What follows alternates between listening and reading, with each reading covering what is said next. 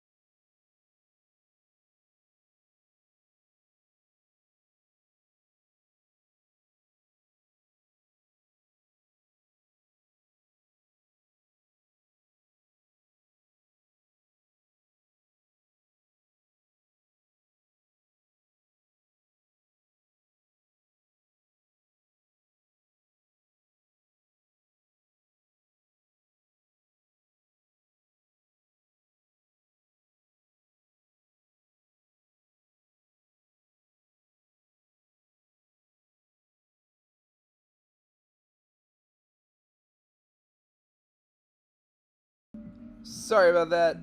Had to take a quick phone call. But we're back. Yes, for attempt 157 of the solo Furret HeartGold Nuzlocke, and it's time to take on this here Ghost type gym with Shadow Claw. We're gonna hit Shadow Claw about 30 times, give or take. There's number 3. Unless some of these other teams are smaller. They probably are. We're probably going to hit Shadow Claw closer to like 20 times. And then the gym will be over. So that's 5 of the times. Oh, come on.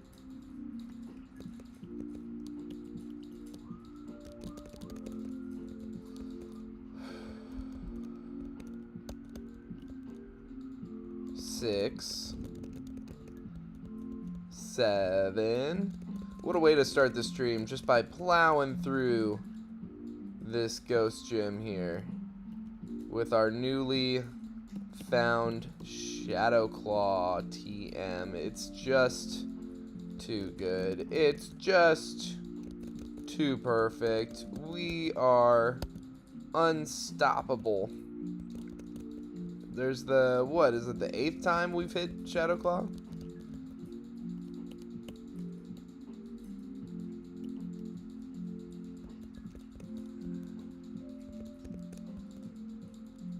This will be 11 times. When all is said and done, we get the Shell Bell. We get a little bit of healing. Heal up that Sucker Punch from a second ago. I think this is the last trainer. Yeah, it's just Morty after this. So against Morty, I believe we need to hit Shadow Claw at least 5 times. So we're gonna have to heal. We don't have quite enough Shadow Claw PP to take on Morty. I think he has a team of 4 Pokemon, but one of them we have to hit twice. We don't one-shot his, at least typically, we don't one-shot his stronger Gengar.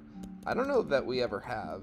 I say typically, like, I don't know that it's possible at the level that we're at.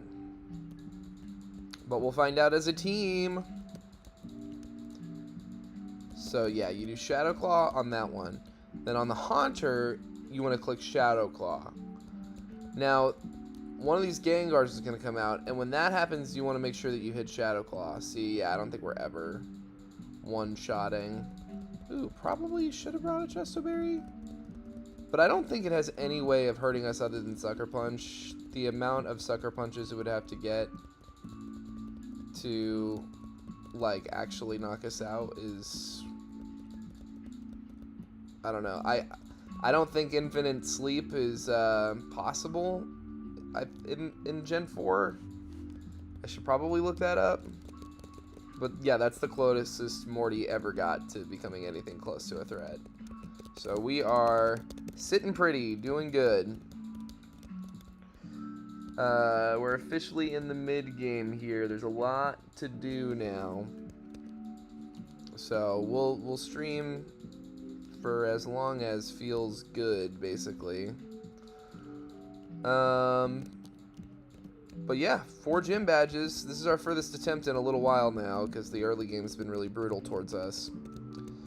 Let's do a quick refresher on what kind of Furret we're working with here.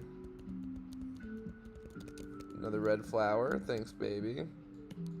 Mild nature, so minus defense, not ideal, but up special attack is pretty pretty usable for us eventually. We're gonna have to teach this thing Surf pretty shortly to get us through Jasmine. But let's not get ahead of ourselves. First things first. We want to go west here, beat all the trainers available to us here and in the lighthouse and on the ocean and in Chuck's gym, short of Chuck himself. Right now we're just in the midst of this is the part of the game where you have just so much grinding opened up to you all at once. You can go east immediately to interact with like Lake of Rage, and I believe you can just do Price's Gym outright as soon as you do Lake of Rage, and then you still have to come west eventually. But all that to say, there's like 3 whole towns worth of fights and experience grinding available to you. For us, we get all of our experience for the most part, or the vast majority of our experience from trainer fights. We fight every trainer we see is the rule of the run. And so a lot of today's stream is just going to be that. So if you want to play Legend ZA instead, I totally understand. This is just the day that I stream. I'm not gonna be able to afford Legend ZA for a little while, probably. I'm really looking forward to playing it. I saw all the new Mega Evolutions finally. Like, I saw all of them laid out. I was like avoiding leaks until the actual game came out. And boy howdy, I'm happy. I'm happy with most all of them. I think they're all like on a range of like silly to fun to downright just like cool that I'm on board with. And I just think Pokemon is always so creative and silly, and I love, honestly, that it never gives people what they're asking for. It gives people what they want to make. Like, I think that's fun, actually. I would rather have, like, a collection of things brought to me by some editorial, like, mindset over, like, just outright fan service, because I feel like that's what, like, the first Mega Evolutions felt like, just outright fan service. Mega Blastoise, Mega Charizard. I like these guys just fine. But it feels like a lot of those Megas, those early Megas, were just like, you know, people want evolutions for the evolved Pokemon. They like talk about it all the time, make fan art, so we'll do Mega Evolutions. It's like blah blah blah. And, you know, I just think to kind of like, I don't know. I think that's why, like, Mega Evolutions are kind of, a lot of people feel like they're a shitty gimmick. They're kind of like, you know, a lot of people think they're like super popular and they don't think twice about it. Maybe they were kids when Mega Evolutions came out, or maybe they're just the kind of fans that always dreamed of the final of Evolution evolving more, you know? Like, you know, Super Saiyan 100 syndrome, you know?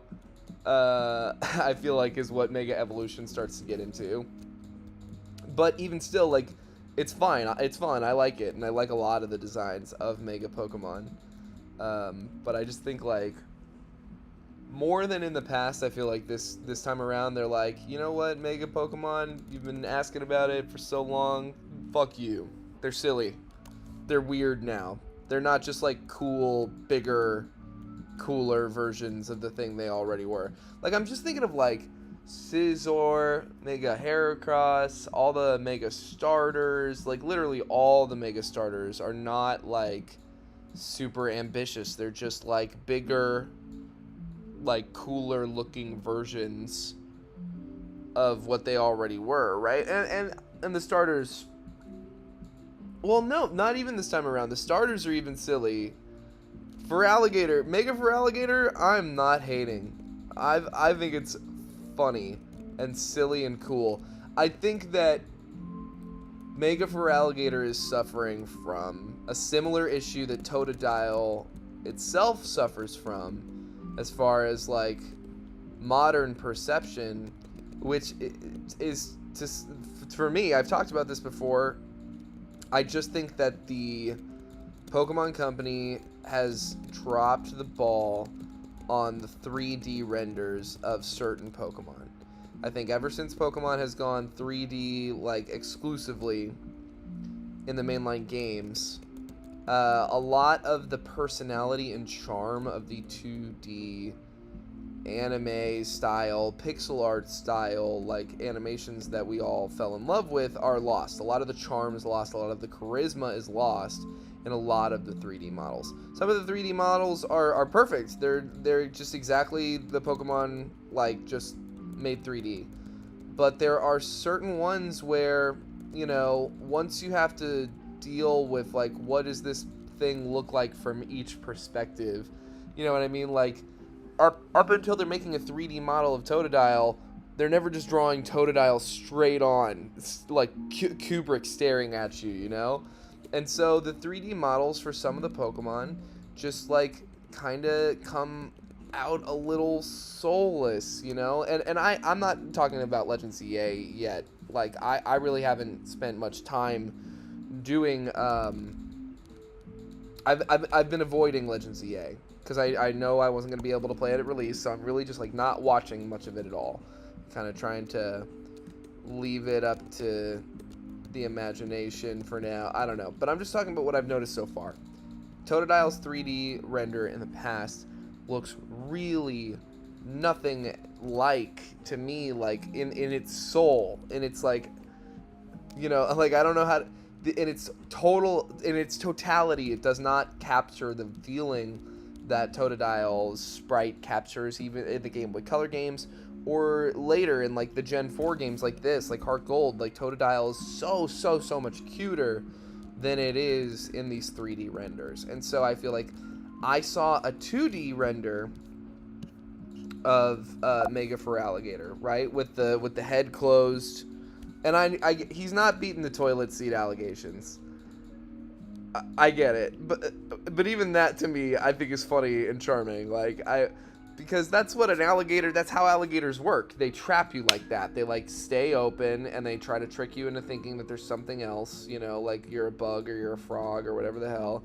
They just kind of keep their mouths open. That's a real thing they do.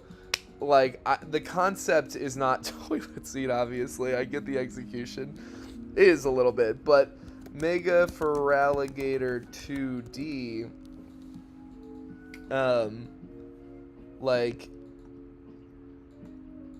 I saw just like a drawing of it somewhere, and it looked like official art to me. I'm struggling to find it now, but it looked better. It looked better than the 3D version looks, because there's just something that doesn't come across in the eyes of these 3D, a lot of these 3D models, that for whatever reason, like a flat image, like a 2D image can give you. I just feel like the face can be more expressive. But anyway, I just think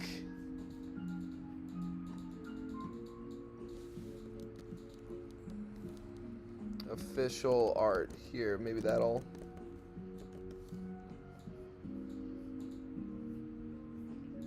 Yeah, I'm not finding it. But I don't know. It just Mega Feraligatr 2D.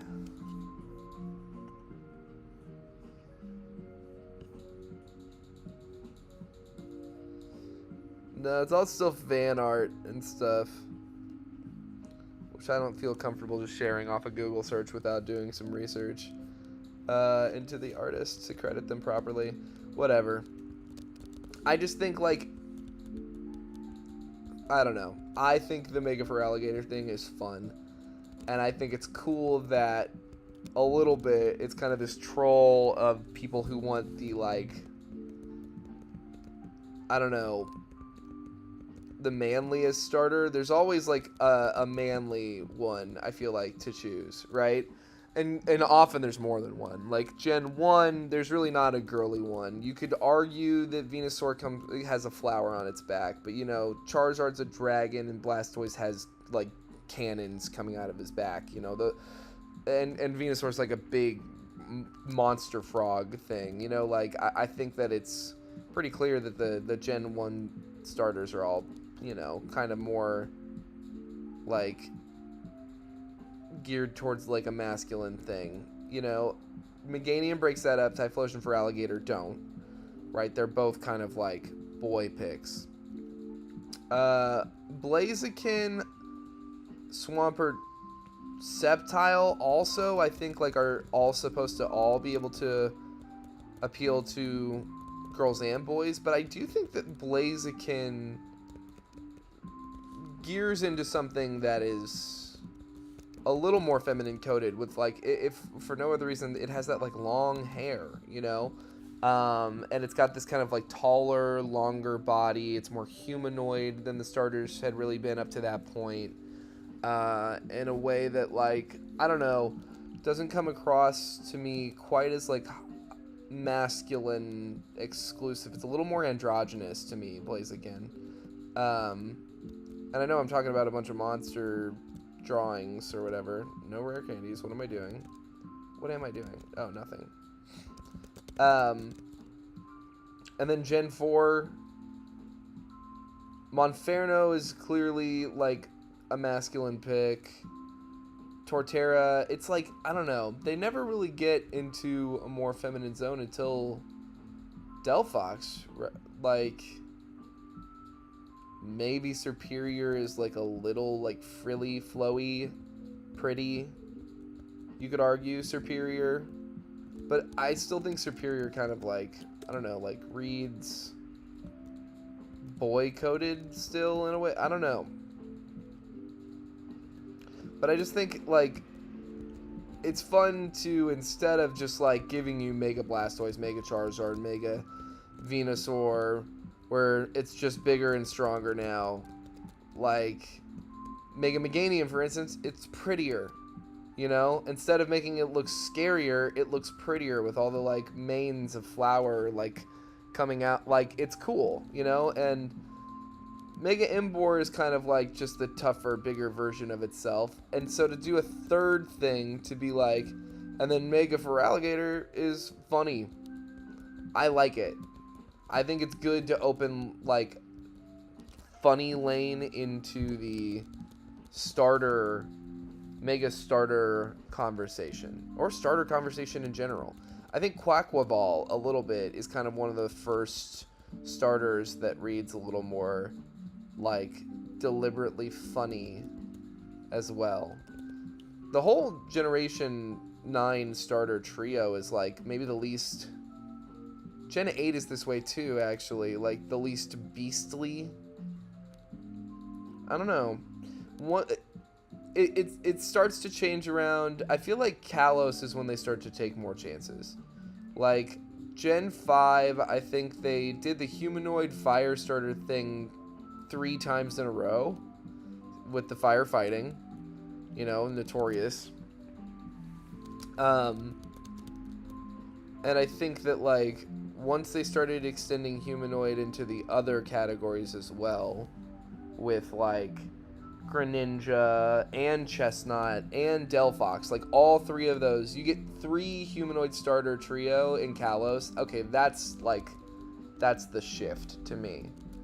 Because after that, it's kind of like Decidueye and Incineroar are both humanoid. Primarina is kind of like, oop, black screen glitch, we gotta save. And restart. No need to panic. I know you were scared. But yeah, I just think, like, the Mega Feraligatr hate it's the same thing that, like, it's the same reason that Charizard's the most popular Pokemon. It's because people are fans of Pokemon for different reasons. And the number one reason for a lot of fans to be a fan of Pokemon is big, cool monster guys. It's not the cute ones. It's always, it's like friendship. It's you know, it's a softer version of big, cool monster guys than a lot of other things. It's not Attack on Titan, or, you know what I mean? But it's like big, cool monster guys, you know? And so anything that doesn't give big, cool, like, it just gets to a point where, like, you're asking people to like Pokemon for a reason other than why they like Pokemon. And I like Pokemon because of the diversity.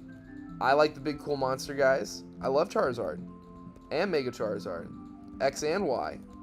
But I also love the cutest Pokemon. I love Eevee. I love the baby Pokemon. I love, you know,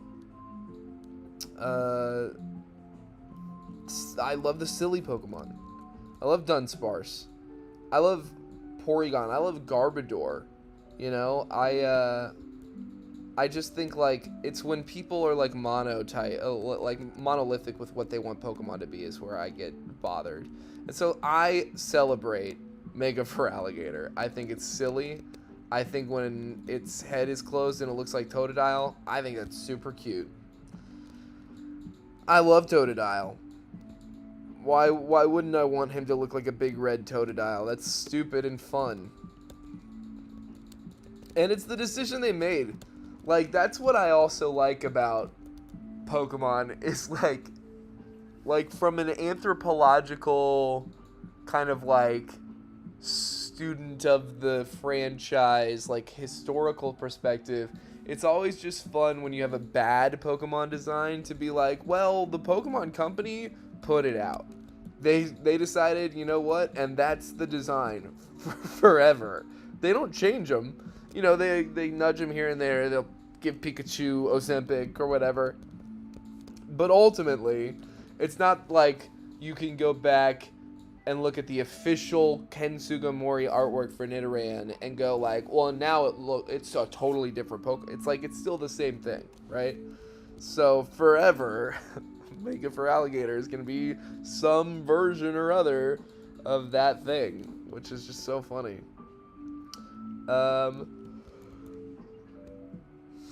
Okay, we gotta go get our friend. Speaking of Totodile, we gotta get our friend Chrisma the Croconaw to surf us across Olivine here.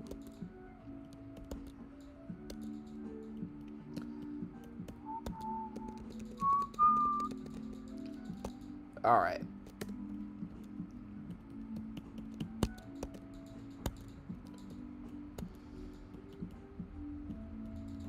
Blizzard, we're gonna teach that to Furret at some point. Should be able to one-shot the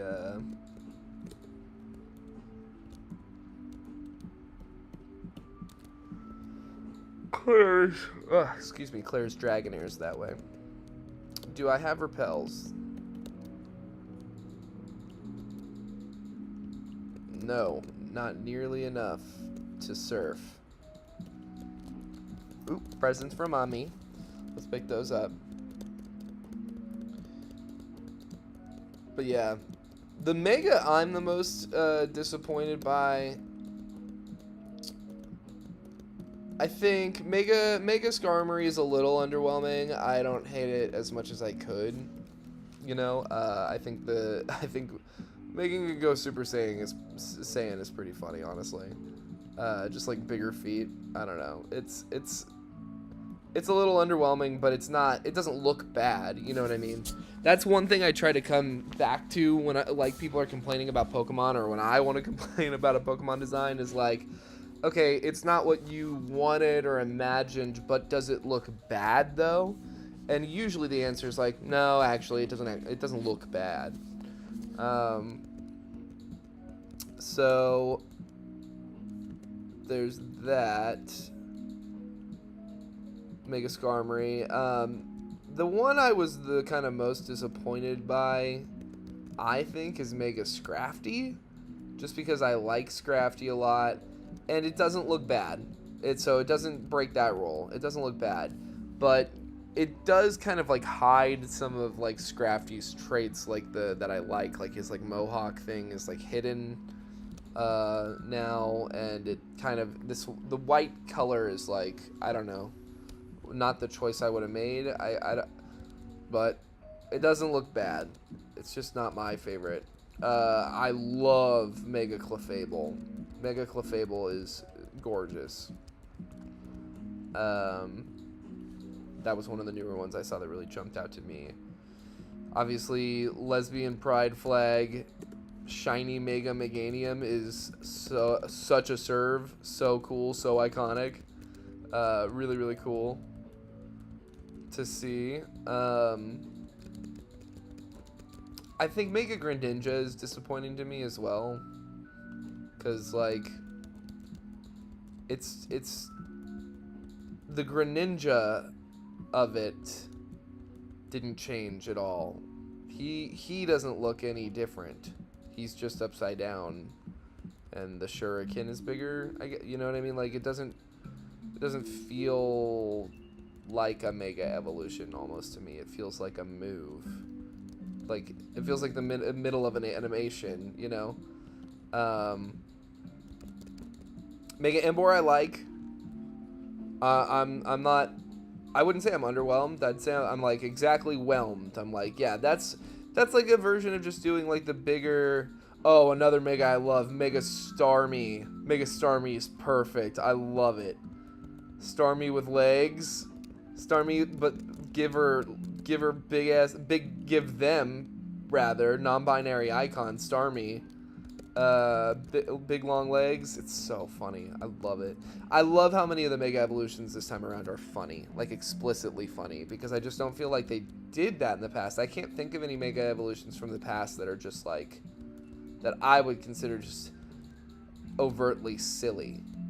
you know. And this one, we got tons. Make a Victory Bell is overtly silly. Starmie, silly. Feraligatr, silly. Like, I think it's fun. I think it's a fun lane to go down. And I think it's like one of those things where it's like,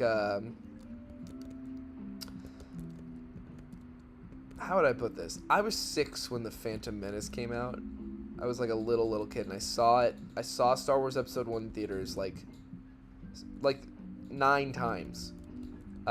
With my mom, I saw it multiple times. With my brother, I saw it once or twice. With friends of mine, I saw it a few times, and I counted 9 times in theaters. I went and saw it. I loved it. I didn't have a complaint in the world. You know, watching as an adult, like, I can see objectively that the dialogue is atrocious. The direction, because George Lucas is, you know, pretty, you know, seems pretty distinctly on the spectrum. He doesn't seem to be the most, like, I don't know, emotionally competent writer when it comes to just like the way that people talk. His dialogue is very unnatural.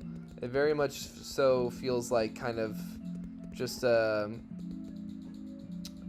kind of mimicry of like the way people talk in other movies a lot of the time. And that's why the best movies are the ones that he didn't write the script for. Episodes 5, episode 6, he didn't write those screenplays. Humans with like really good senses of humor and like a better kind of understanding of the human condition, I believe. Like Ivan Reitman, right? Is it Reitman or hold on? Who wrote Empire Strikes Back? Who wrote Empire Strikes Back? Kasdan. Another Nepo daddy. I confused my Nepo daddies, but you know, when he has other people write dialogue, they write better dialogue. And so I think a lot of hate goes to the Phantom Menace for good reason, you know. But I think some of the stuff that it gets hate for is a little stupid, and I think my big complaint as to like what I think people are wrong about is like that Jar Jar Binks isn't a bad character. Jar Jar Binks, you know, you can argue that George Lucas has issues with like the way he depicts like indigenous species, or like, you know, he'll lean on kind of real world stereotypes to create space alien type, I don't know, whatever. So you can argue that. You know, he's silly, he's clumsy. His people aren't. You know what I mean? He's the odd man out of the Gungan city. You go there, they're all very serious and dignified and respectful, blah, blah, blah. They're isolationists, but that's not, you know, used to show them being, like, ignorant as much as it is stubborn, you know? And so, but when the time calls, they're great warriors, and they come to Naboo's defense. And, you know, like, I just think, like, the concept of Jar Jar being derided just for the sake that it's different to them or not what they think Star Wars is or whatever, like, that idea to me is very similar to the way that Pokemon fans will kind of just look at anything that they can post as a meme and go, what is this? To like decry ideas that are actually a lot of fun and like cool and pretty and interesting, you know? Like, when people shit on Garbodor, I'm just like, Garbodor is cool. You like Muck, but you don't like Garbodor? Like, it's really the same concept, just like born out differently. I don't know. I just think that some people just respond to any risk, any creative risk in a franchise they're invested in with like vitriol. Like, they're afraid of change, period. And then like they're afraid of change in like their fucking intellectual things that they give the properties they care about. And it's just like, look, when you try to like deride the kinds of Pokemon that you don't like, there are bad designs, and you can point to things in Pokemon designs that I think are pretty explicitly like just they didn't cook with that one, you know. And I have my, you know, Pokemon that I think, you know, just don't look good to me, you know. I'm not gonna say they all are equal to me, but what I will say is, like, you know, the idea that every Pokemon is somebody's favorite, we know that to be a fact. Every Mega Evolution, every G-Max form, every regional variant, every, you know, costumed variant that like, it's somebody's favorite, right? And so to me it's just like there's not one design that I can point to and go, that's the worst one. Not just because it's somebody's favorite, but because, like, you know, for the most part, the quality control over there is pretty fucking good. And so when they put out something silly like Mega Feraligatr, I just think of all the people in the office that were like, you know what, yeah, actually that whips. That's funny. It's like this. Like, and I just think of all the, yeah, like, I just, you know, I think of all the people in the office. And I just think, you know, I agree. It's funny. You guys cooked.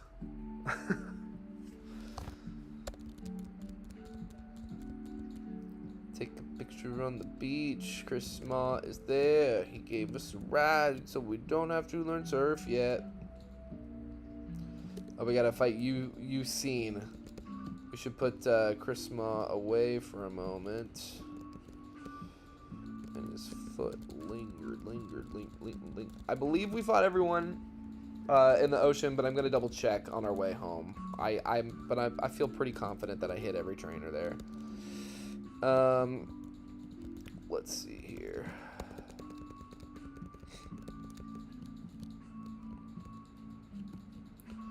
Get the medicine. I like to do this first, this like lighthouse mission first, because I want Ampharos to get better. Like, I don't like there being a sick Pokemon on my watch that I can make feel better. But I also do it because it's just like a lot of experience for very little risk. This fight can get a little silly because there's like confusion stuff that can happen, but I think we'll get through okay. Okay, we got -2 defense. Oh, I think we're gonna be fine. Yeah. I don't know why I've had issue with that in the past. Who knows? I just remember one time that fight getting weirdly close for comfort. Alright. Now we're going to fight all the trainers in here. Not fighting Chuck yet. Not without a Chesto Berry. Because if we get hit with one Hypnosis from his Polyref, we are SOL. It stands for Shitty on Lupus. Sorry. It stands SOL. We are SOL. It stands on Shit on Luigi. Everybody forgive me for my sins. I know what I do.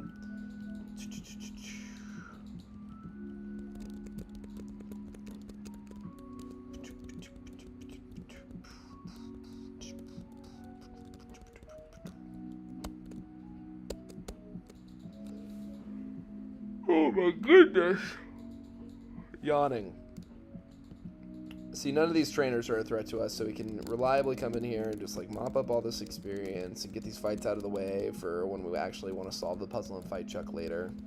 The one thing that does suck is Chuck is the gatekeeper for Fly, and it is the battle that of these 3 gyms that are available to us to do in whichever order we please. I always do it last now, since we are the most vulnerable to like a one-hit KO situation. But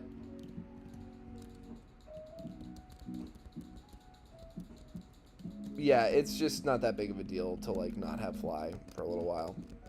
I know these maps really well. They're not that big.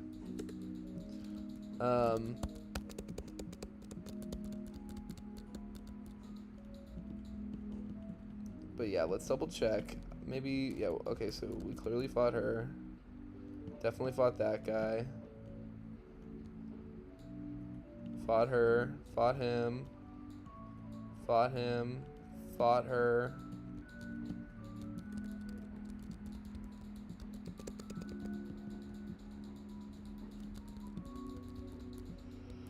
Maybe there's somebody up here. Fought her, I guess. You, fought you. Fought you. Yeah. Yeah. Seems pretty cut and dry. We fought everyone. Alright, cool. Oh, get this medicine delivered.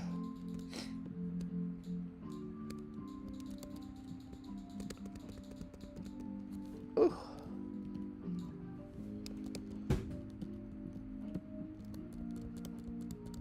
Alright. Amphi is taken care of. And now we are free to go take care of the Shining Gyarados. That's more of a tough love situation. No secret potion for that particular Pokemon. We just gotta beat his ass. I'm not going to the Safari Zone. Not gonna happen. We get it. Okay. Believe I fought all these people too. Yeah.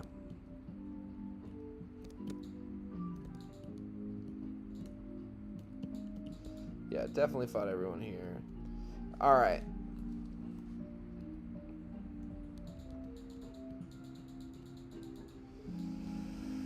Time now to get our strength TM, HM.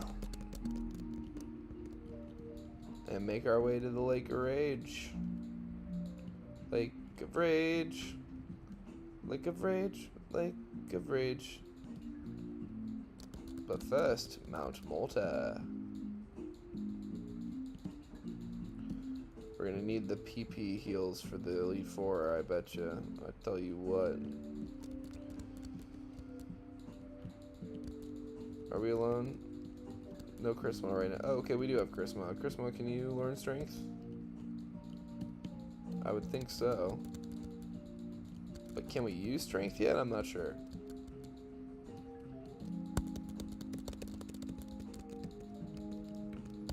I kind of doubt it. Oh, okay, we can use Strength. What happens? We usually don't do this. I usually don't explore like this. But a little bit, fuck it.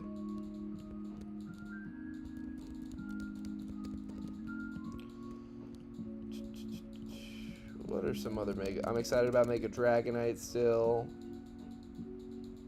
I was surprised to see how much I liked Mega Barbaracle too. I like Barbaracle fine as is as a Pokemon, but Mega Barbaracle I thought was like, oh, that's kind of fun. Okay, so we're fighting some trainers I don't usually find, which means I don't usually fight them. So that's cool.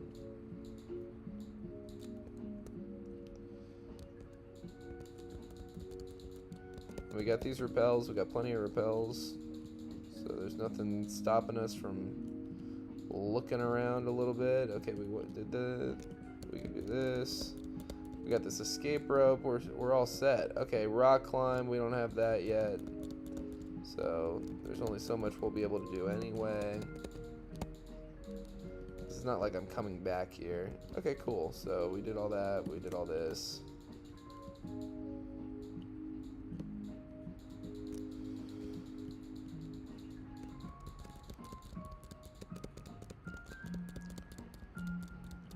Look forward to the day that we can get some max repels. We fight this guy with the Nidoqueens. Yo, I'm conceptualizing a third Nidoran line that's non-binary or agender, gender fluid, whatever you want to call it for this. I can't pick exactly how it would be like, but a third one A third one that has not a gender in the game and doesn't interact with gendered mechanics like attraction or rivalry or whatever.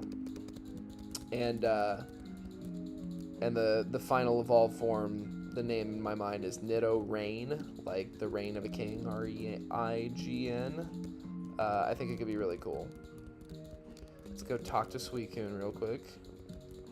Get BTFO'd by Suicune. Eusine is like, oh, so beautiful. Oh, I'm Eusine. That's a real name. It is. It is a real name. Hey, look, we can do even more exploring. Dora. Call me Dora because I be Explorer. The cave. To get items. See, PP items. We like PP items.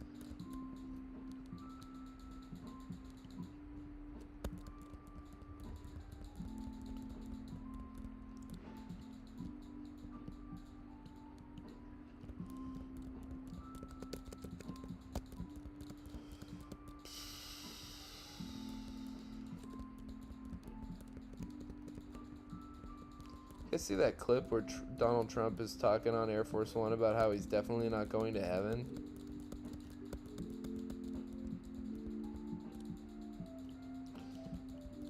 I just don't even know where to go from there. I don't even know what to say anymore. As a person who doesn't believe in heaven, hearing a person who claims to believe in heaven saying they don't think they're gonna get into heaven, that's I find it horrifying.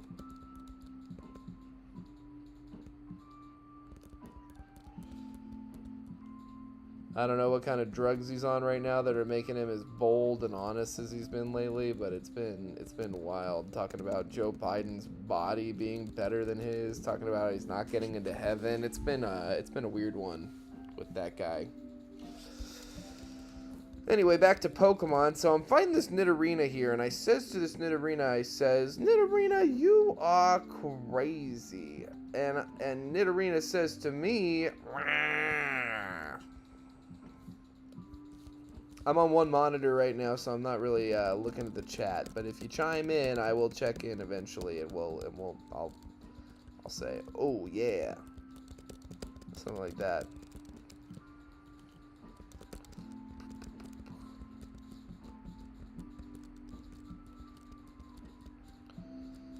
Well, there's like silly Pokemon designs going back all the way to the original 151. Right? Like, Lickitung is silly, even. Diglett's silly. Dugtrio's silly. Like, Mr. Mime is silly. The silliness exists, and Pokemon's never shied away from it. But it's always been like, oh, but obviously you don't want your starter to be silly. Unless... I'm picking... I don't know. I feel pretty torn on what I'm gonna do when I do get my hands on Legends EA. I know I'm not picking Tepig.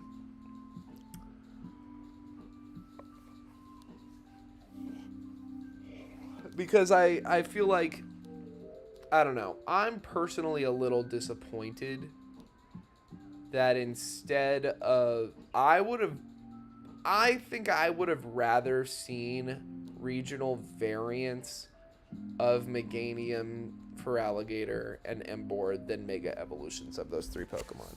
That's how I feel about it. I just think it could have been a lot of fun to have new versions of those Pokemon the way that they did in Hisui. And then, you know, you can Mega Evolve them someday later. You know, you just... You put the Mega Evolutions off like you did for the Kalos starters. The original Kalos starters. They're only just getting Mega Evolutions. It feels like it could have been maybe their moment to shine a little more if the Legends EA starters had got...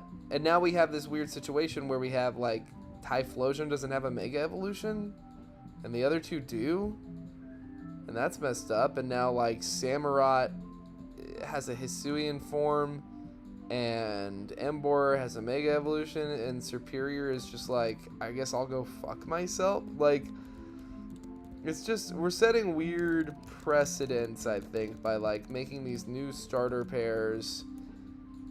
I don't know. It's just weird, the treatment that Pokemon are getting in the long term.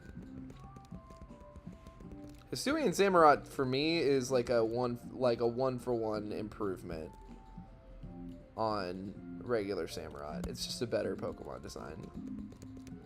Better typing, looks cooler. So I don't know. I just like, and like you can, once you have it, you have it. You don't have to have a Mega Stone. You can give it a different item. We could have had a Fairy Grass Meganium, and then someday maybe it could have gotten a Mega Evolution too. But you see what I'm saying? Like, I don't know.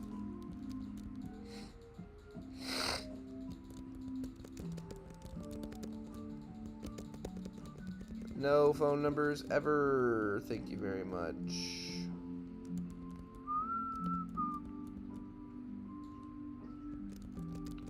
Turn the rappel back on.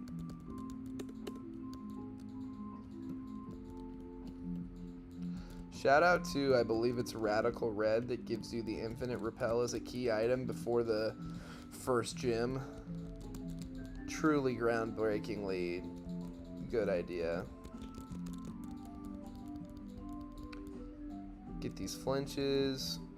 See, that's another thing about this mid-game is, like, I don't have to really talk about what's happening in the game at all because you can see what's happening in the game. I'm pressing headbutt a lot. Every once in a while, I'll hit Shadow Claw instead. But ultimately, we're really just kind of mowing through this game right now. That's just the nature of the mid-game level grind extravaganza. But it catches up to us eventually. We definitely fought you already, right? Yeah.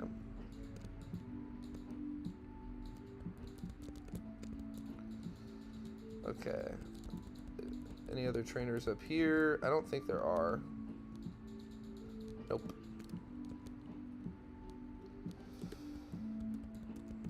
But there's items to procure.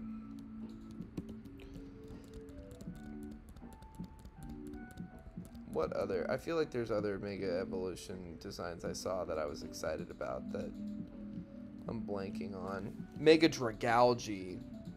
I was very impressed with Mega Dragalge. I think it's going underspoken about. I think Dragalge already is like prettier than it gets credit for.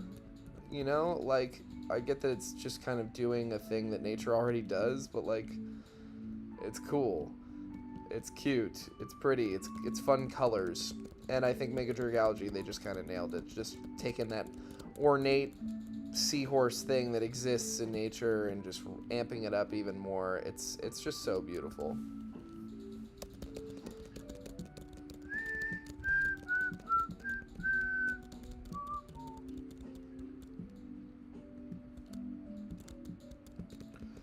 All right.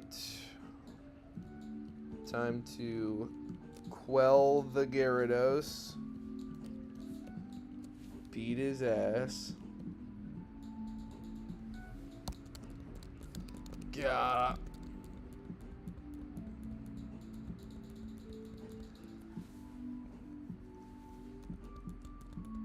Oh, it flinched. Oh, poor thing. Oh, and we crit. Oh, baby. You can just walk away. You can just leave Lance there. Oh, because he's like, you don't have to. Okay, interesting. Is there anything up here for us to grab before I take off? Oh yeah, there's something up there. I don't care enough. Mom, did you buy us more stuff? Thank you. Why do I do that? I don't know. I'm dumb. Blah blah blah blah blah. I want to look at the like Cerebi page for Mega Evolutions.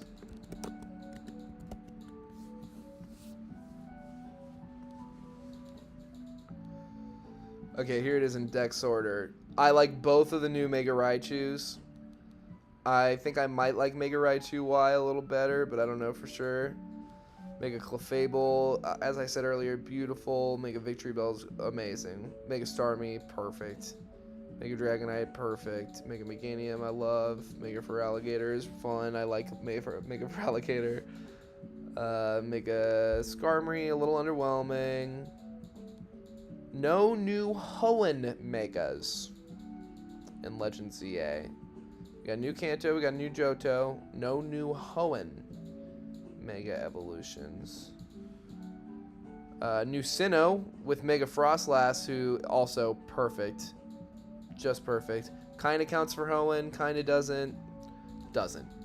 Mega Emboar, Mega Excadrill, very, very cool. Mega Scolipede, very, very cool. Yeah, Scrafty I'm a little underwhelmed by it. I like Mega Electros quite a bit, and I like Mega Chandelure quite a bit. The Kalos starters, Mega Delphox and Mega Chestnut are perfect. Mega Greninja, they phoned it in to me. Mega Pyroar is cool. I like Mega Pyroar with the Japanese fire symbol thing. Is tight. The Mega Floette Eternal is another one that's like, to me, it's like barely a mega. It's kind of a mega in the way that, like, okay, sure, yeah, like, I don't know. Like, not a Tournamax, but I feel like is Ash Greninja a mega? You know what I mean? I don't know. Ash Greninja is almost more of a Mega Evolution to me than Mega Greninja. But Mega Malamar is obviously cool. Mega Barbaracle, I like. Mega Dragalge, yeah, is perfect. No, and then no Paldea Mega Evolutions. Interesting. So, Galar gets one with Phalanx, which I love Mega Phalanx. Mega Drampa also is really, really cool. That's the new Alolan entry. But yeah, Hoenn almost left out, but not entirely, you could say, with Frostlass. But Paldea, explicitly no love for Paldea. Interesting. Alright. Back to the game. Yeah, it's just one of those streams where I'm just going to be kind of talking out of my butt every once in a while because it's just kind of a boring stretch of the game. You know, we're gonna have relatively little issue until we start doing gym battles, but there's just still quite a bit of this Team Rocket base takes a long time. It can really drag because, like, there's just so many of them. They just throw so many guys at you.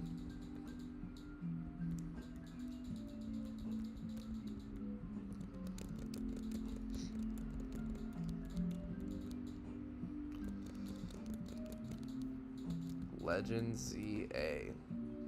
I'm still kind of like, I'm a little disappointed. What I really enjoyed about Legends Arceus, and what I think it kind of like brought to like the Pokemon mainline games, as far as like the precedent it kind of set, is like you can do something experimental and you can recontextualize an entire generation while adding to it, but you can add to in a way that, like, you know, you don't have to go overboard. You can just add like a few regional forms,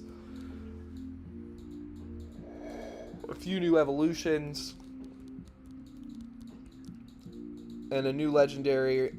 Like, I just thought they hit a really good balance with what they introduced to the Pokedex in Legends Arceus. It's like literally 8 Pokedex entries they added. Weirdair, Ursaluna, Cleavor. No, it goes Weirdair, Cleavor, Ursaluna, Basculegion, Sneasler, Overquill, and Amorous. Are there only 7 of them? Is that right? 899, 900, 901, 902, 903, 904, 905. Yeah, there's 7. 'Cause 6, 7, 8, 9, 10. Yeah, there's 7. 7 Pokedex entries, and then a few regional forms beyond that: Lilligant, Zora line, Braviary. But now we got a bunch of new Mega Evolutions. Awesome. But we didn't add to the Pokedex at all. There's no new evolutions. There's no new regional variants. We just added Mega Evolutions, which I'm all for expanding the library. Anytime we get new anything, I'm like, nice. That's fun. What's it look like? Oh, that's what you went with. Cool. But that's another thing about Mega for Alligator, right? Is that as soon as they introduced the concept of Mega Pokemon, they basically gave fans permission to fantasize endlessly about every single Pokemon getting a Mega Evolution, right? And obviously the starters are at the forefront of people's minds as to what they're going to fantasize about, oh, what would that look like? What would that look like, right? And so it just gets kind of silly to me, when people get disappointed. Because I'm like, there's probably, you look at Mega for Alligator on Google, especially even before Legends EA was ever announced, there's probably 100 plus images of different artists and ideas of what that might look like. And a lot of them probably look really kind of similar, Ultimately, they made it look bigger and scarier. You know what I mean? Ultimately, when you look it up, it's not like you see anything that creative taking place. You see bigger and scarier. Varying degrees of good execution of that idea or not, but it all comes down to oh, it's bigger and scarier looking. It looks stronger than it did. And so as soon as they, like I said, invented the concept of Mega Evolutions, they gave people kind of an endless permission to fantasize about all this stuff. And when that happens, if they don't do your version of bigger and scarier that you want them to do, you're gonna complain. And so for them to do an idea other than bigger and scarier, and to just go silly, bigger and sillier instead, I don't know, it just seems like you're gonna complain anyway. So I kind of think that you demanding something so much, it seems like Nintendo does this too. Smash Bros is this way. It's they wanted to go against your expectations. I remember when they introduced the Wii Fit trainer as the first new trainer for the Wii Smash Bros game, people were pissed off. People were mad. They felt like they were being trolled, and a little bit I think they were. I think Nintendo was stop telling us what you want, and just get used to the game that it is a little bit. We're not gonna just add every game character you demand us to add, because we have different properties to promote. That's the point of this, is to promote all of Nintendo and not just give you a Mario fighting game. We're not gonna add Waluigi because you already have 6 Mario characters in here, is their logic, I bet. And I think Pokemon works similarly. It's stop demanding that we evolve Dunsparce into some dragon thing. Here, bigger Dunsparce, assholes. Is that what you wanted? And I see that and I'm like, that's really funny. I like the Dunsparce. I like the kind of thud. It's, I don't know. It's funny. And I think the more kind of entitled you feel to Pokemon doing what you want them to do, the less happy you're going to be with what Pokemon chooses to do, because they take risks, they do silly things, and the trends are different around the globe than they are wherever you live. They're thinking globally. They have to think about I'm sure there are Pokemon that are designed for the fucking Indonesian market somehow, and we have no idea in America. You know what I mean? It's just totally lost on us that for some reason Pokemon just knew that Indonesians were gonna love Alomomola or something. You know what I mean? there's just a lot to think about when it comes to like the decisions they make, and so I just think just go be along for the ride is kind of where I'm at with it. I stopped, like, I don't know, feeling entitled to them doing what I wanted to ever since I played X and Y, because I played X and Y and I was like, well, these games don't look like I want a Pokemon game to look like anymore, and it's a shorter game than I've ever wanted a Pokemon game to be before. It's less Pokemon than they've ever added at once before. And the Mega Evolution thing is fine, but it's just okay. I'm a little disappointed. I didn't realize it was going to... Like, when they introduced Mega Evolutions, the thing that I was disappointed by was the fact that it wasn't a permanent evolution. That it was like a thing you activated in battle, I thought was disappointing. You know, and once I, like, felt that disappointment, I kind of, like, backed off of Pokemon for a second. I didn't play Sun and Moon. I just, like, wasn't in a place in my life where it made sense to pay for it, one. And two, I was just like, well, I didn't really love X and Y, so whatever. But then, like, got Sword and Shield. I liked Sword and Shield. Thought it was actually a lot of fun. Scarlet and Violet, I was kind of like, okay, but by the time I'm playing Scarlet and Violet, I'm already kind of back into the ROM hack world, and I'm like, oh, we can breathe life into this game with or without Game Freak's help. We don't need their permission to make the things we want anymore. We can just, like, you know, people can make their own games. They can make their own fucking Pokemon. They can make their own Mega Feraligatr for their game, you know, like, if they want to badly enough. It's all of that is out there for you to do now. And so a little bit I'm just like, why do you care what, like, Game Freak decided to do on Legend ZA? You know, you're either gonna buy it or you're not. And if you buy it and you don't like it, then, like, don't buy the next thing. I'm not going to go buy it on opening weekend because I don't have it like that financially, and because I'm just not that excited about it. I'm excited. I'm looking forward to playing it, but I'm more excited to see, like, the Mega Evolutions from ZA get incorporated into the ROM hacks that I like to play than I am to actually go play Legend ZA and catch them and blah, blah, blah. You know, like, so a little bit I don't really, like, care how good the game is or not. It ultimately isn't, like, the reason I'm excited for new Pokemon. The reason I'm excited for new Pokemon is because now new Pokemon exist. Like, they don't get used perfectly the first time around. That was always true. You know, Kanto Pokemon are better now than they were in the first game, because a lot of them have been recontextualized through regional variants, newer evolutions, additional typings, new movesets, stat redistributions. You know what I mean? Like,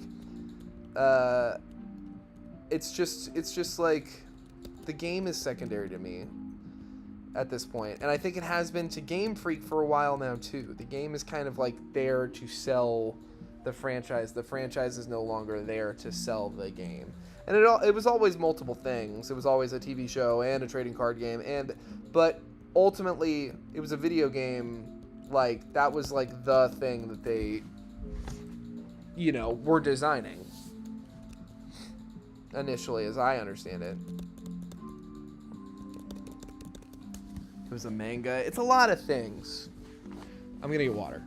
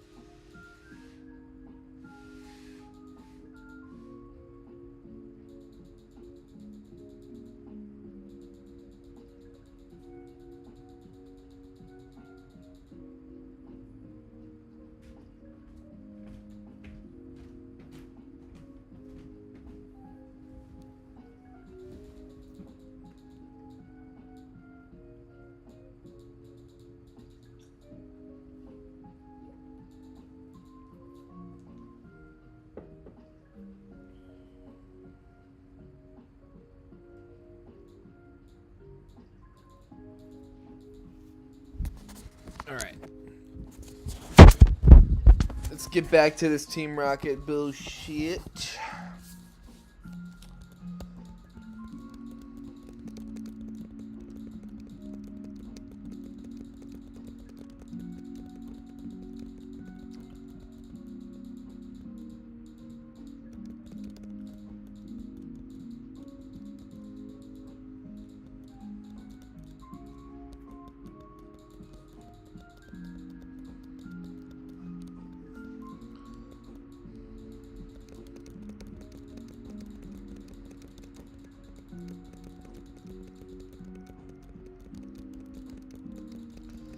I still maintain that, like,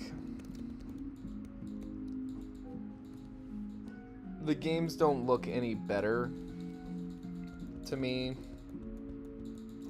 than they did. Like, I saw some tweet that went, like that was going a little viral in the Pokemon circles, where it was like, I loved Legends ZA, it was the best GameCube game I've played in years. Basically to say that, you know, like, to comment on the fact that, like, Nintendo's gameplay hasn't changed much over the years, especially Pokemon, and how it doesn't look that extraordinary compared to, like, other stuff, I guess, and blah, blah, blah. And it's like, I don't know, it gets to a place for me where I'm like, GameCube games rule. Like, I honestly think that games have gotten in a lot of ways worse since the GameCube. You don't get finished games anymore. The games you do get are often, like, way more kind of like samey. They all kind of start to look the same and blend together, or they're way too big, or they're way too adult, or whatever it is. There's no, like, the fun has been taken out of gaming. For years, I felt like there was just kind of this, you know, homogenization of genre almost, where it was like, I don't know, everything was Call of Duty, everything was Madden, I don't know. I'm not a gamer. I'm not a GA Weimer. I'm not a person that, like, invests in this idea of myself as a person who plays video games. I like Pokemon. I play quite a bit of it.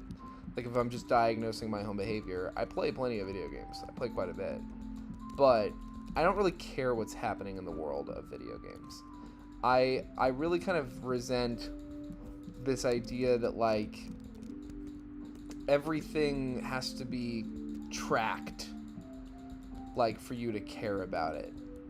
Like, the idea that, like, for you to, like, really care about games, you gotta read Game Informer, you gotta know what games are coming out, you gotta go, like, you gotta get on forums and talk to other gamers, and you gotta play the new game and, like, have an opinion on every new game. And it's like Letterboxd, you gotta see every movie, you gotta have something to say about every movie. Everything is like, it's like you gotta, the social mediaification of everything, and the like, you know, there's always kind of been this thing where people gatekeep the authenticity of your, like, enjoyment of a thing because you don't, like, let it consume you as much as they do, you know what I mean?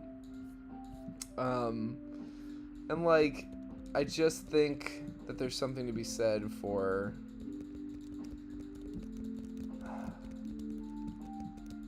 it's okay to be casual about stuff. Like,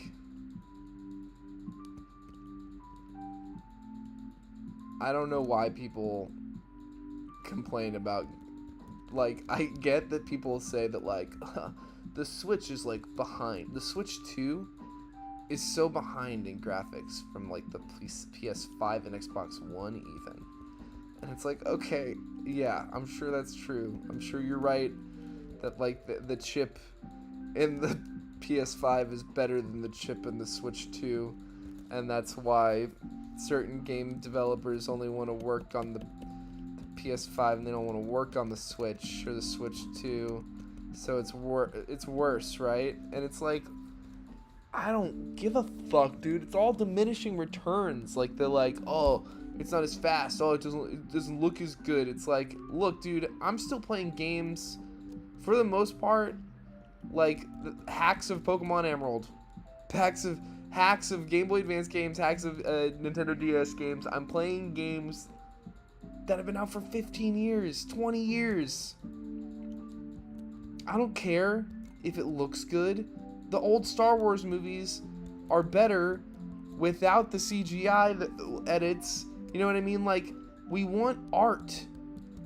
Like this idea that like the graphics, oh, the graphics are, there's more blacks in the PS5, there's more shades of black than there are on the Switch 2. Who gives a shit? You're weird. You're weird for caring that much. And you're weird for thinking it's such a dunk when people talk. So when I saw that tweet about like, oh, it's the best GameCube game, I was like, you're making it sound hype for me. I'm getting more excited that you're saying that, because that sounds to me like I'm gonna get a good, fun, simple gameplay experience, you know, with the Pokemon characters that I know and love. Like, I don't know, dude. Now I think you can make the argument that like maybe they shouldn't be like charging full price for like, you know, maybe the like, but take it up with capitalism.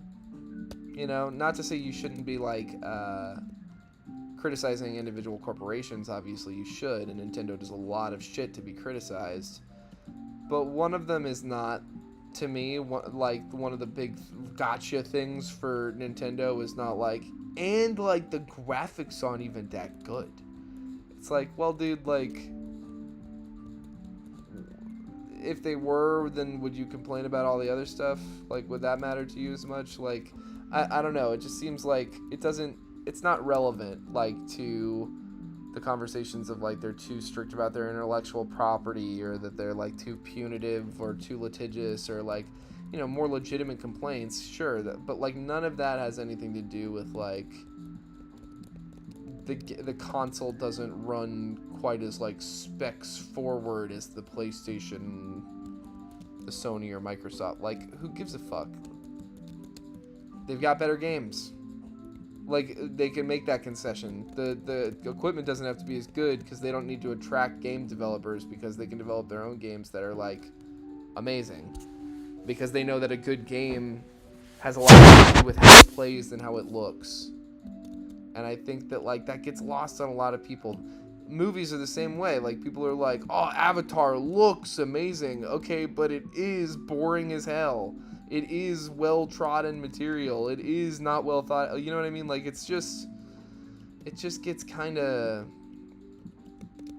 it gets real silly. Okay, before we take on price, we're gonna do the homework of getting all the relevant berries that we need. So let's go pick up Chrisma. We need to do some surfing and cutting.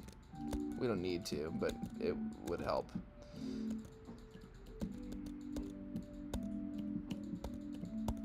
All right.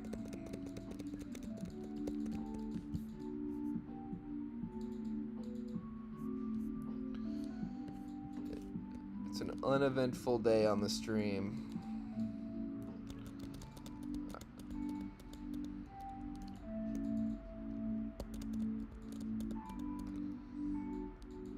We've largely solved this mid-game. Entei's walking on water. I'll throw a Pokeball at it. Bye, Entei. Nice meeting you.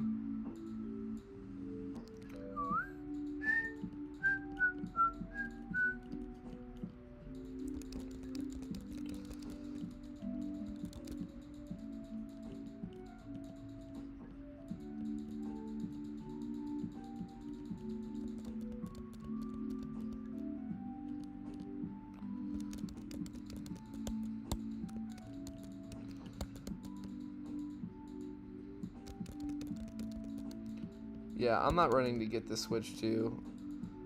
I don't really, like, I don't know. I just don't really care about, like, I can't really afford to care about like games like that. I can't really afford to just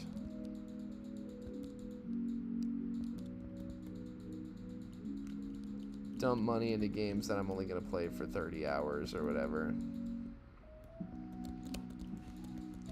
Okay, now we just kind of sit here and do this until we get an Asper berry, a Chesto berry, and a cherry berry. Hey, Asper! We like that. Persim, sure. Maybe that'll come in handy in the Elite Four even. Dusk Ball, useless.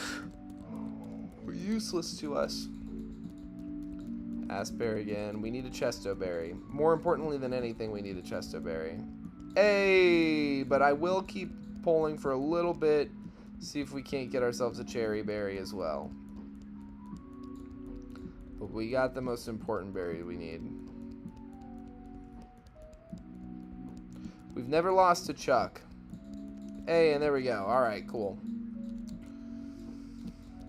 We've never lost to Price either. Both have status condition possibilities that could absolutely lose us the game. Give to Baby the Asper berry. And let's go back to Mahogany Town.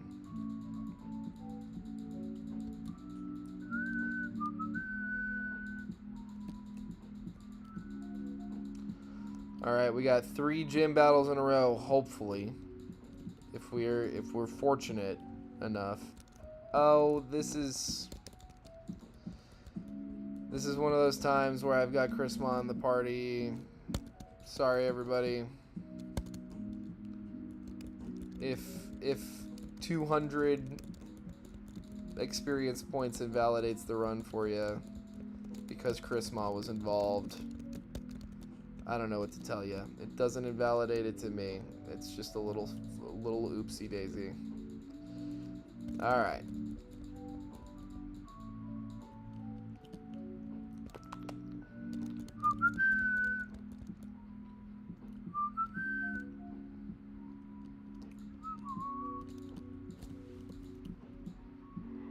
Oh, wow. Sleepy.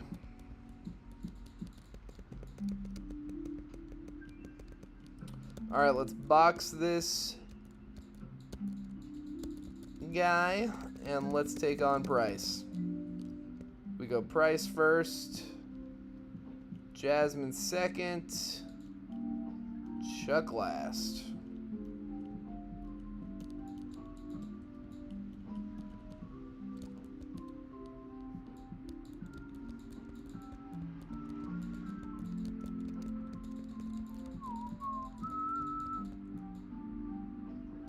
We're going to be clicking headbutt the vast majority of the time.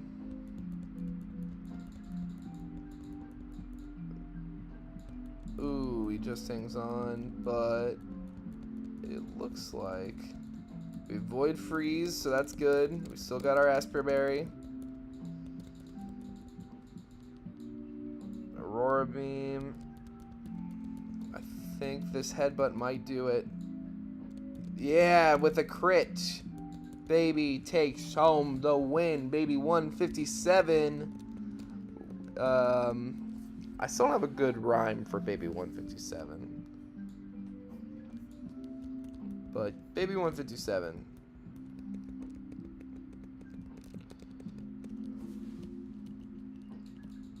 Coming out of Price's gym with our 5th gym badge of attempt 157. Okay, excellent. Let's heal up.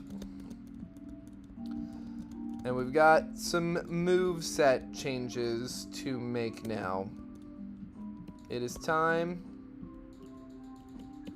to say goodbye to U-Turn.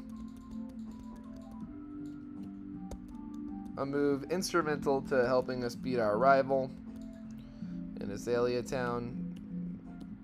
And it is also time to say goodbye temporarily to Headbutt. That's right. We are forgetting Headbutt temporarily so that we can retain Quick Attack and Shadow Claw. Oh wait, maybe no Surf now.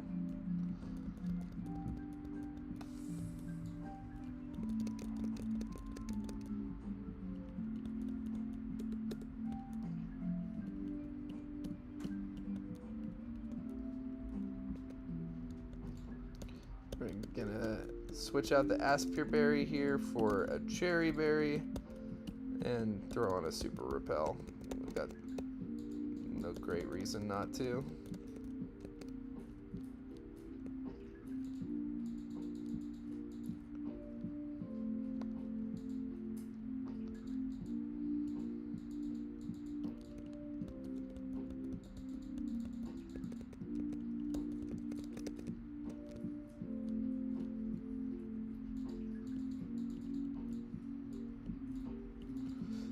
Alright, here we are, Jasmine.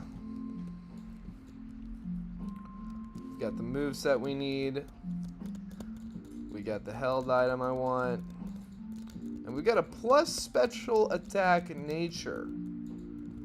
I think this is the furthest we've ever gone in this game with a plus special attack nature. I'm interested to see how that affects our fight with Steelix here. Now, as you can see, the Cherry Berry doesn't appear to be necessary because we're outspeeding and one-shotting with these digs. Now it's time to take on Steelix. Plus special attack Surf brings it into the red. Citrus Berry heals it just enough to get off the Sandstorm. One more Surf brings us to the other side of the Jasmine fight for the maybe 5th time ever. So that's exciting stuff. We'll heal up and switch the Cherry Berry out for the Chesto Berry. As you can see, these berries have not been necessary. They have not proved themselves necessary, but they are good to have. There's just no getting around it. But before we surf all the way over there, we have to go all the way back to Azalea Forest and get ourselves reacquainted with a little move that I like to call Headbutt. So bear with us. It's gonna be a bit of a trek.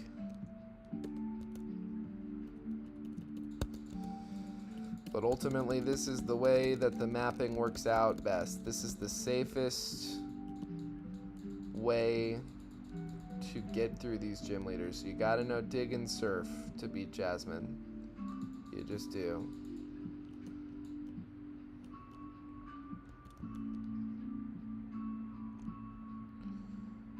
Almost home sweet home.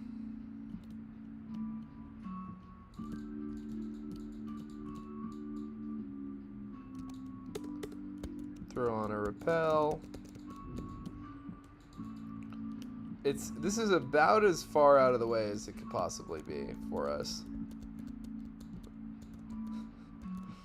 Alright, and we're getting rid of Dig. We're getting rid of Dig. Alright, let's move these moves around. I did this backwards. Cool.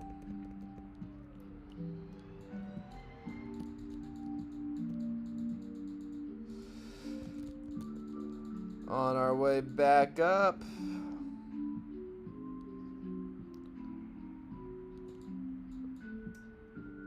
And then we gotta go all the way across the ocean to Sandwood.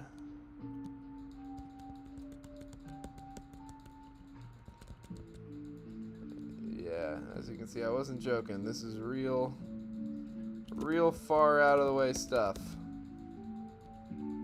But you just gotta do what you gotta do.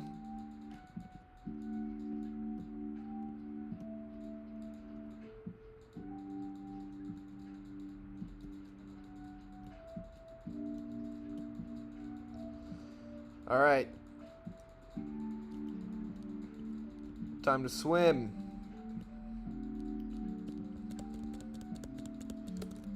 Throw on a rappel.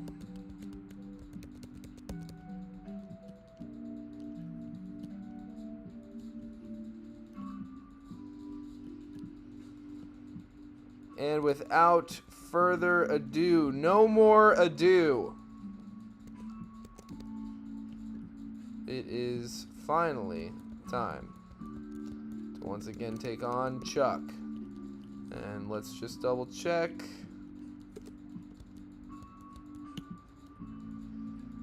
We are holding the Chestoberry. And we are fully healed. Yep. Alright, here we go.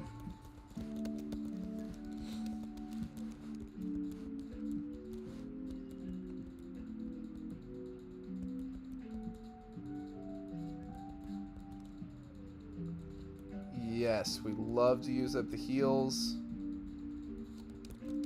Down goes Primeape, no issue. Get this headbutt off. Your focus is nothing to me. Get the flinch. Let's get just to stick with headbutt. Crit! Baby, 157 is a motherfucking weapon. Dude, okay. Very cool. Very, very, very cool. 7 gym badges. We're getting better. We're getting better at doing that consistently. Now let's look. Let me look at the stream real quick. Where are we at? That only took us 90 minutes to get through 4 gym badges. Pretty cool. I definitely have it in me. I'm gonna stick around. 90 minutes is, you know, shorter than I usually do. So we're gonna get back to Goldenrod. We're gonna liberate Goldenrod Radio Tower from Team Rocket. Time to teach Egg here. Fly.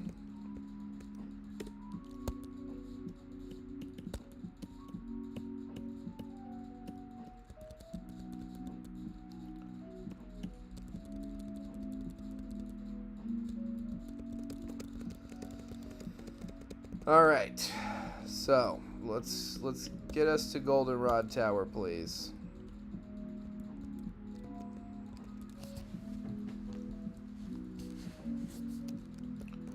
Now let's put her away,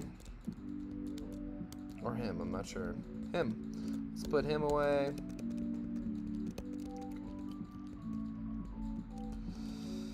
And have at thee. It's time. It's time to start. Oh, okay, we gotta go get our Team Rocket uniform. That's right. We gotta go underground first.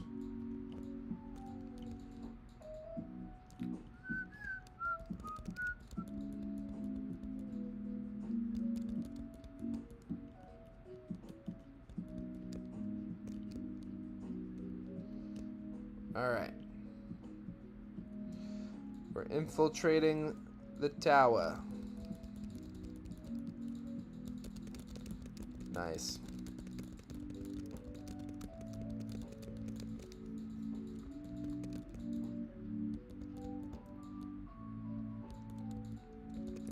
Probably put the shell bell back on while we're doing this kind of long grind thing.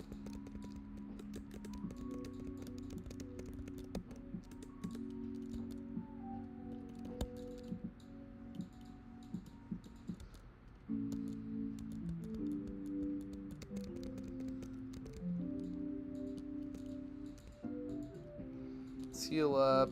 I was already lacking headbutt PP.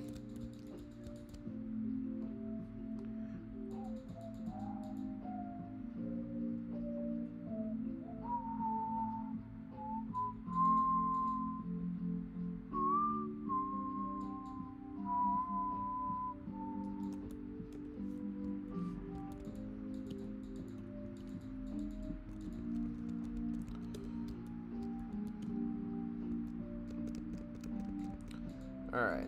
Alright. let's fucking go. Fuck you, Team Rocket. You know, people can understand that it's bad to steal Pokemon from other trainers and not understand why it's bad that ice is separating families. So that's crazy. If you don't have empathy for other people, please don't watch my streams.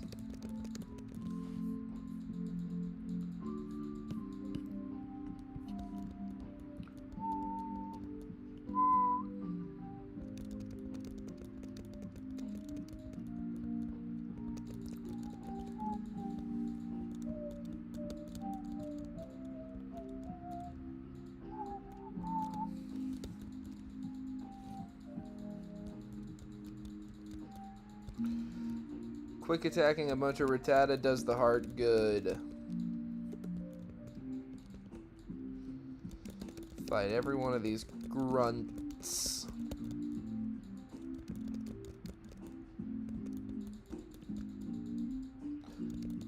Quick attack, doing numbers.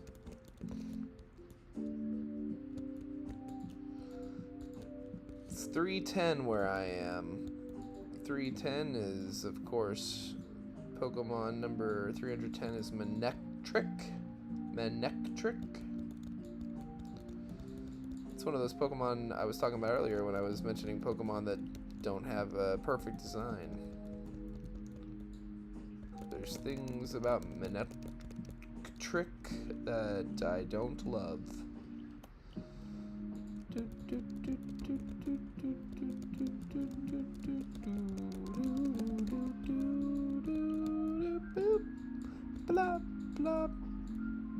Wow.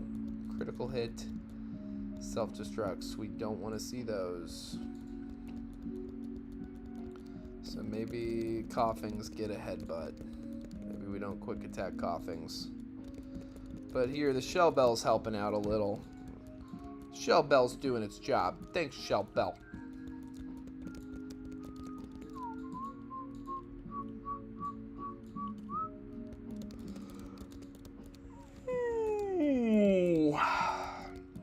We got Surf to hit these guys for neutral damage finally. In lieu of Digs, we don't need Dig. Dig is not ideal for our purposes. Great work. Shellbell's really doing its job here.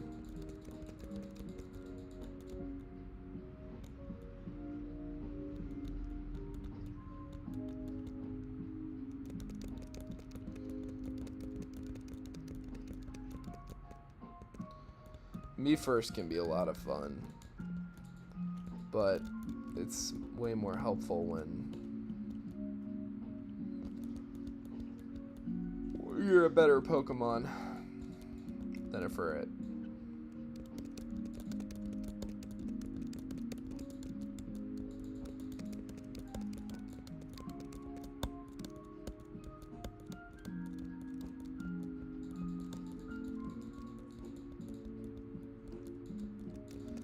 All right, we're pounding our way through this rocket base. We're doing a good job here.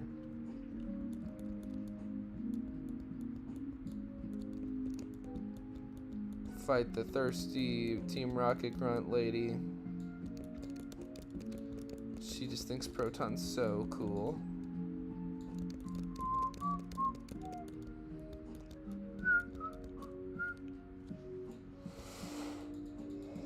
Wow. We're almost back to full health. Just from shell belling.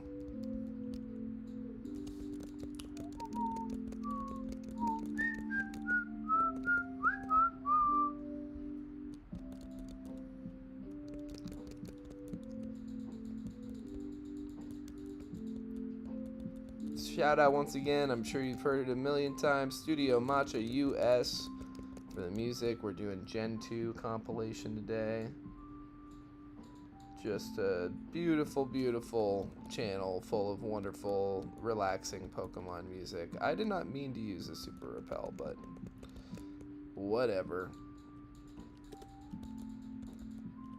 Where are we at on... Yeah, we're fine on PP. I'll use a potion.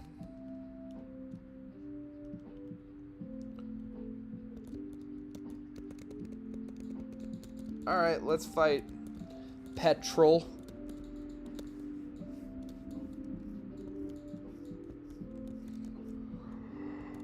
Oh no, I can't stop yawning. Why does he have a full team? What the fuck is that about? Oh my god. If this thing self-destructed, I'd be fucked potentially. Good thing we're killing them. Don't get poisoned. It's ridiculous. Oh my god, dude.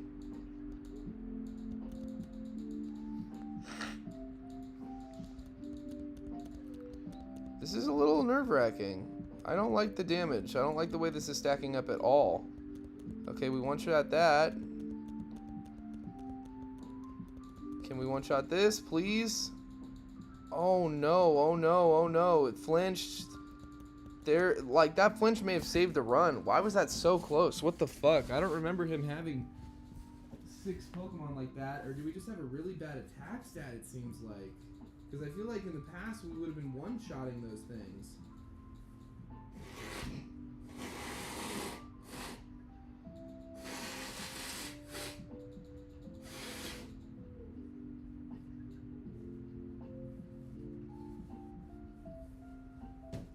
God.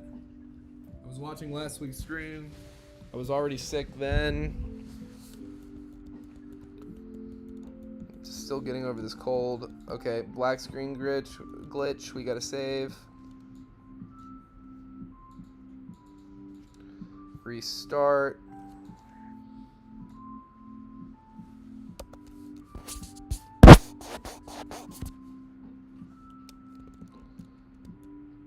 Alright, nice.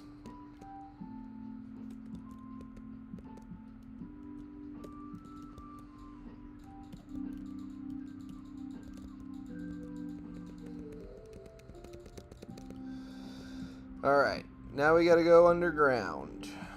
Do that whole shtick.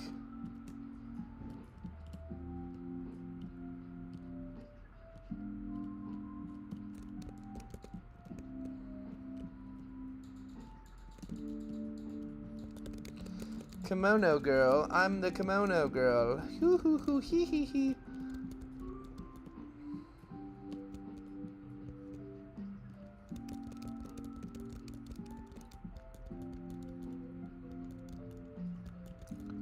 Oh, we need to heal. Oh my god. I almost went into this rival fight without any PP at all. That would have been catastrophic. That petrol fight was way too close for comfort. I did not like that. Go in there with a fucking Pecha Berry next time. I don't think I should be going in there without a poison cure. It just did so much damage. Alright, fighting our rival.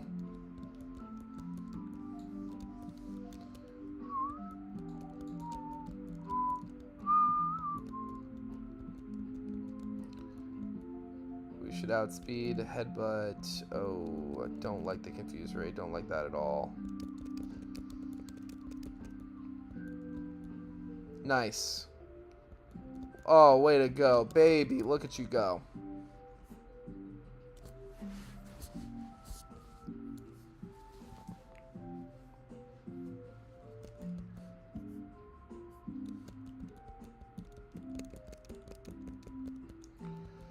Surf is neutral. Surf is good. Don't like being paralyzed, but baby's hitting through. And this is a one-shot whenever we get it off, as long as he doesn't curse us and we don't get trapped with paralysis. There we go. Perfect.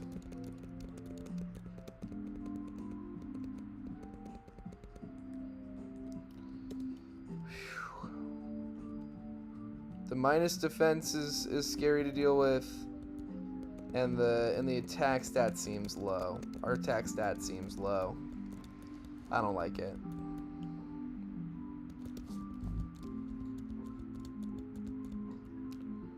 I should have been one-shotting Petrol's Coughings. That's how I feel.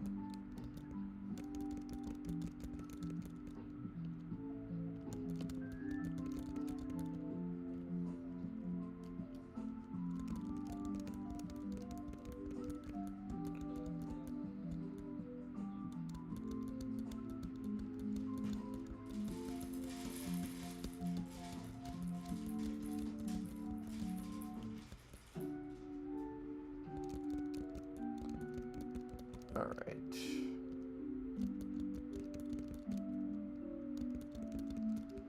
Fight these guys here. We fight every trainer we see. Intimidate's not gonna save you from Surf. Let's see, are we... Because Coughing special defense is worse than its defense.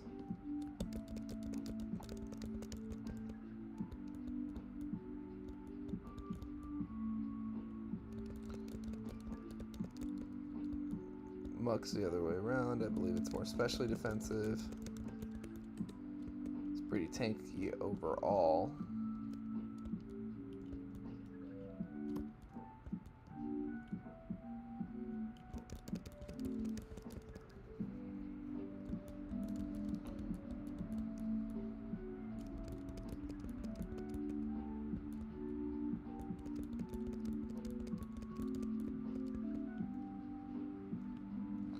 And then I don't know that there are really many. Okay, there are some fights down here, yeah.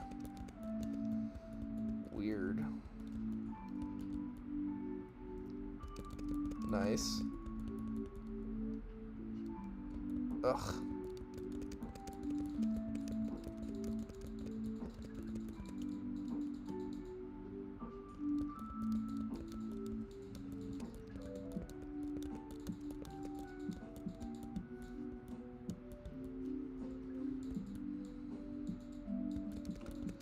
Love to see a critical hit. What does a Surf look like against a Wheezing? Good.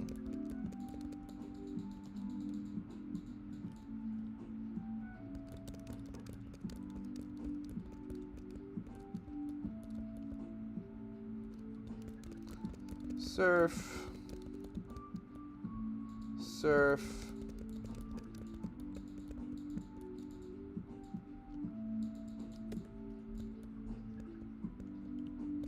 And this guy's not bad. This is the actual director. And we are good to go.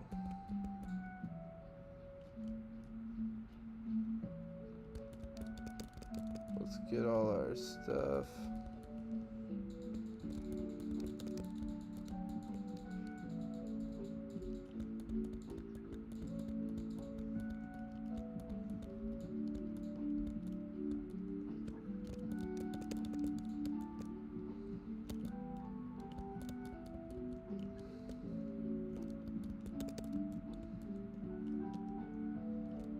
All right.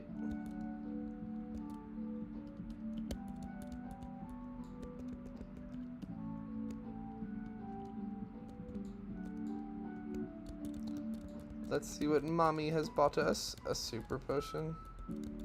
Silk scarf.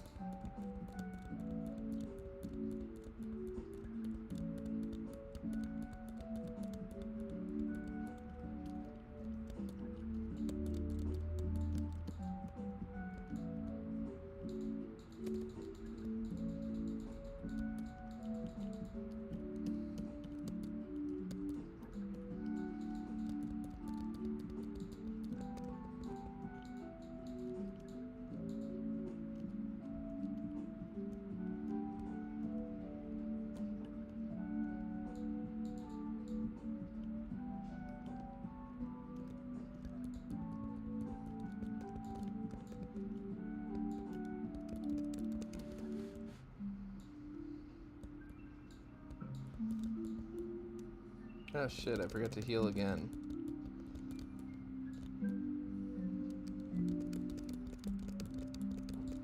Let's go do that while I'm thinking about it.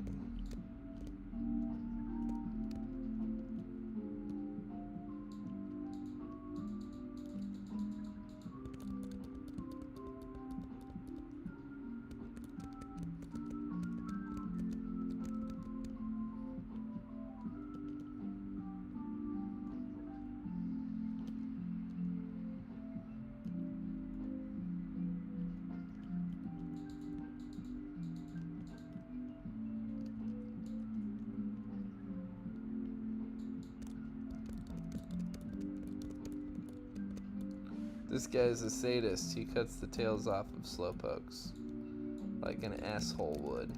And one time we allowed him to end the run by misclicking a quick attack and getting confused by that gold bat. But not today, baby. Fuck you, Proton.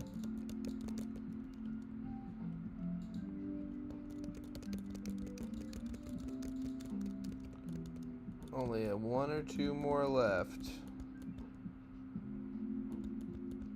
Nice, avoiding the glare. I love that. Nice, one-shotting a Murkrow. Love that. Nice, not falling asleep. I love that. Fuck you, Ariana.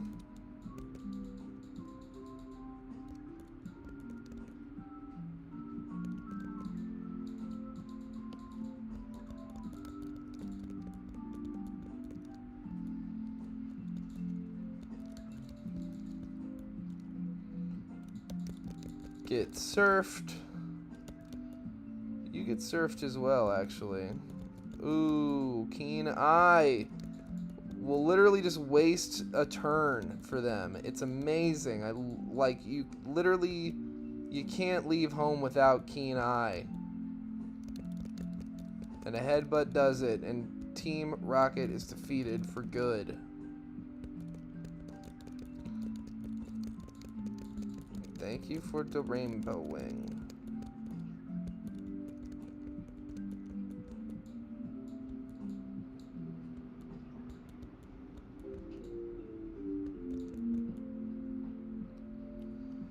Hooray! Hooray! And we are more or less short some travel and trainer battles, tied for our personal best attempt.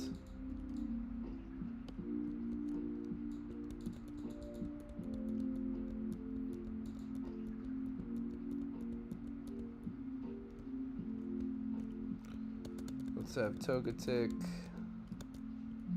help us out real quick. Get back over to Mahogany Town.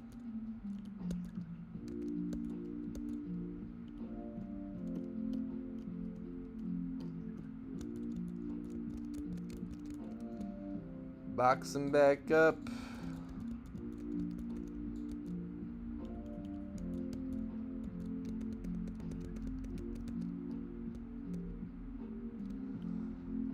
And I'm getting real sleepy, so I'm going to fight these trainers.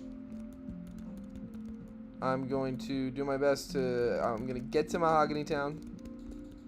And then we're going to save, and we will take on Claire and her gym next Friday. Next Friday. And I don't know who's watching this when you're watching this, how aware you are of the run. Last time we hit Claire, we lost pretty handily. And the conclusion I came to is that I need to start abiding by my own rule set, which I set out in the very first description of this very first stream, which is that I'm allowed to use as many healing items in battle as my opponent uses. This is not a hardcore Nuzlocke.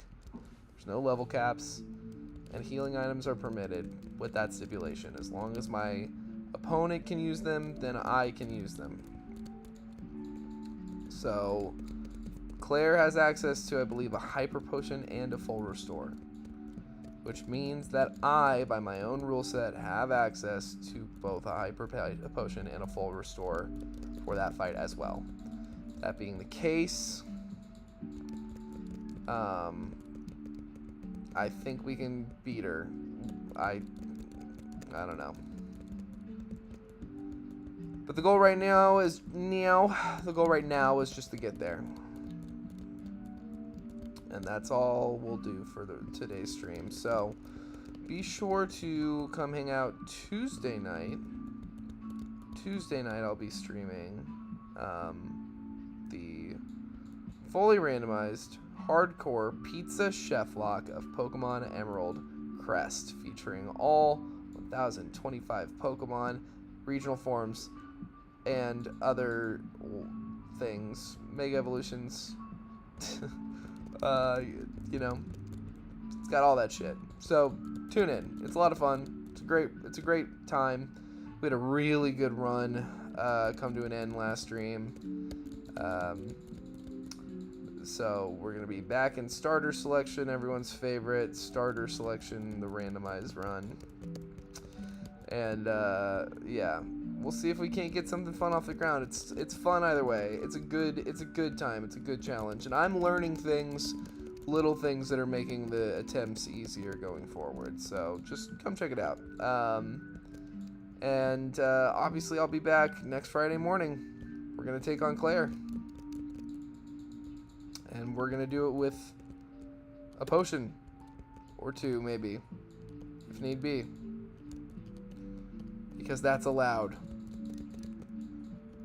Because when it's one, oh hey, yeah, take our picture in the cave, yay!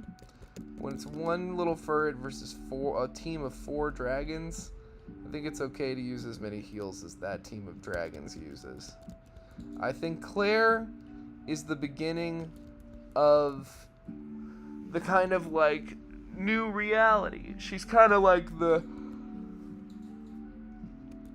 she's kind of pseudo Elite Four to me. She kind of feels more, for this challenge in particular, she kind of feels more like a preview to the Elite Four than she does. Oh, we need strength. That's annoying. She feels more like a preview to the Elite Four than she does the final gym leader, in a way. And you could say similar things about other gym leaders in the past. I don't know. Like Giovanni, to me, he feels like the true final gym leader.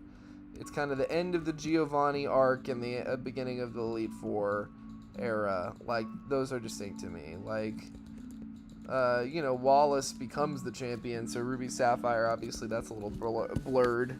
But, like, you know, it feels... The 8th gym leader often feels a little different. This one, for this challenge in particular, it's just that, like...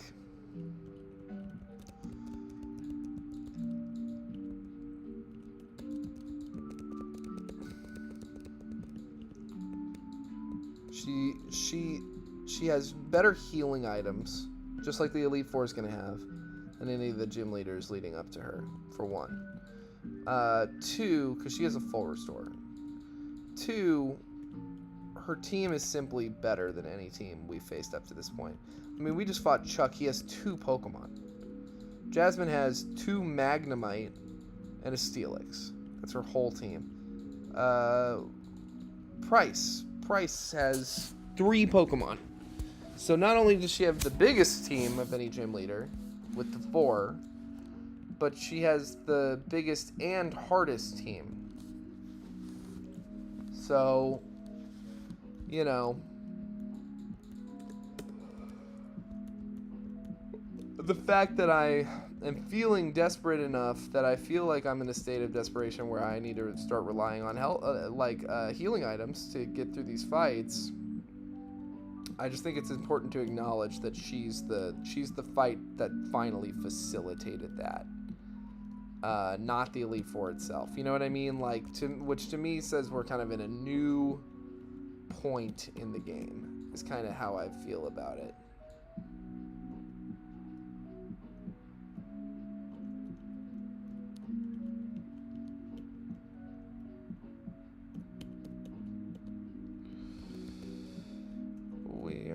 knocking boulders down. It's fun. Yeah. Yeah, I thought I maybe should have set that one up. Okay, so that one's set up. Nice, nice. One last rock to push into a hole.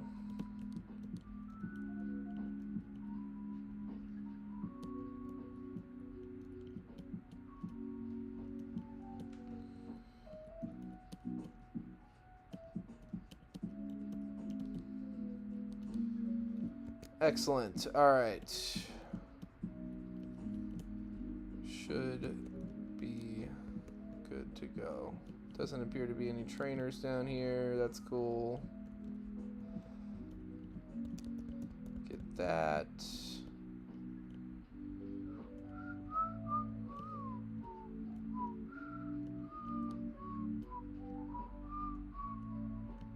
Now I just need to remember how this goes.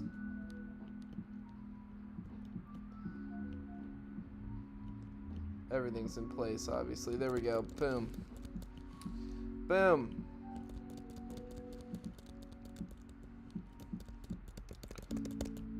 Never melt ice. We don't need it. We don't need it for this fight, at least. Super repel. And we're just about through. We need to push this down.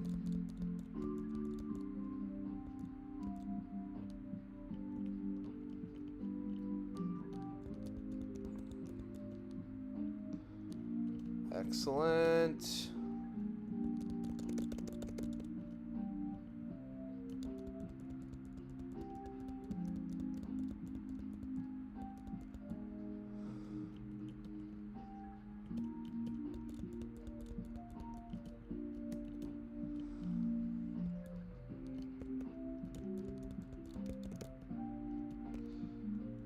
All right, here we are. We did it.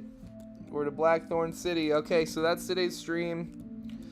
I'll be back next Friday with this one, Tuesday night. Well, this next week's going to be a little weird, actually. So I'm going to schedule the streams, but I might end up canceling the streams. I'll try to, like, let people know ahead of time if that is the case.